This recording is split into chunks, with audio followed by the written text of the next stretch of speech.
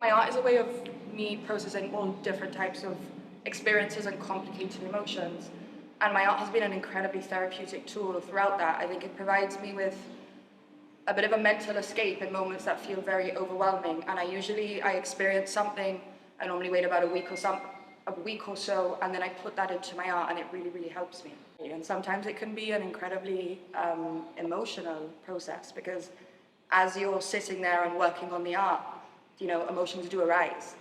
But again, it's such a healing process for me, because when I'm sitting there on my own creating art with my headphones in, it's where I feel most myself and where I feel like I can be most vulnerable and be most honest and raw. And that for me has been like a saving grace throughout this whole mental health journey. I hope that people feel seen and understood when they see my work, and I hope that in some small way my art can serve as some type of voice for people who experience the same things I do but don't feel that they can speak up.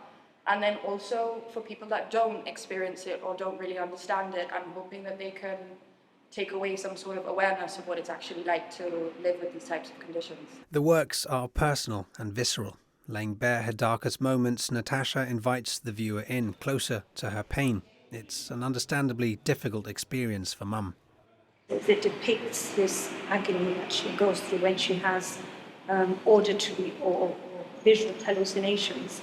And although she's been able to explain it to me, and I've seen her in such pain before, when you actually see it on canvas, when you just see it looking at you, and it's just a stark reminder of those awful moments. I look at them and obviously I can appreciate the artistry behind it, beautiful pictures, but it is very much a visual representation of acute suffering in the last 9-10 years. As well as capturing experiences, the exhibition also marks milestones for Natasha, with this piece, her first, representing the initial step on this journey.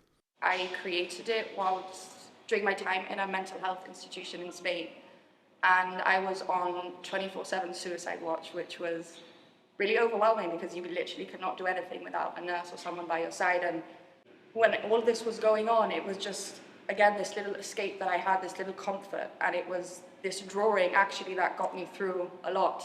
And I started and then I went back to it, and then as you can see in the drawing, it's half finished. But to me, it wasn't about how it looked, it was about how it made me feel in the moment. And again, it was just this incredibly helpful escape and therapeutic tool. Amidst the lows, Natasha has also wanted to capture the positive moments. One subject figures prominently.